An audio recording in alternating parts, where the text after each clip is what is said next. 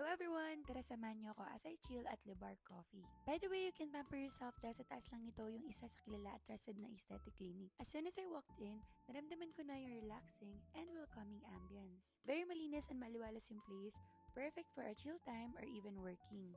Tanaw ko nga dito yung parking area and napatingki na lang ako kasi isa yan sa mga factor na kinoconsider ko kapag pupunta ng coffee shop. Pag walang parking ay stressful.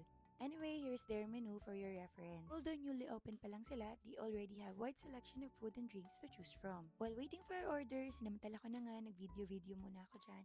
And you can see here na yung staff, very accommodating sila, friendly, approachable, and always smiling. And ayan na nga, dumating na yung food, excited na akong kumain, but I had to film it first. Tiis-tiis, and ayan na, kakain na tayo. First to try is yung kanilang nachos na very generous ang serving. Kitang-kita nyo naman, di ba? Yum! Next naman yung clubhouse with fries na feeling ko di ko kayang ubusin. Pag inubos ko yan, hindi na ako makakakain ng pasta. I like how good and big the fries is. And of course, the clubhouse too, na kapag inubos ko ay busog na siguro talaga ako agad. Next to try ay yung pasta nila. We ordered carbonara and truffle pasta.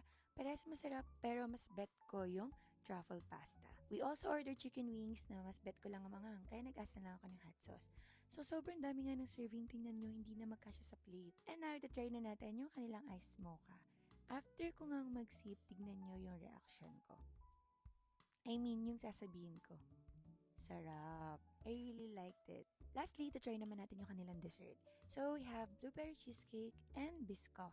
Blueberry cheesecake approved! And now, try naman natin yung Biscoff na ang laki-laki na isusubo sa akin kasi nga matakaw daw ako. Okay, fine. Basta masarap yung susubo. And Biscoff approved! Yan lang, ano pang hinihintay nyo? Visit na rin kayo. Thank you, God bless, and love!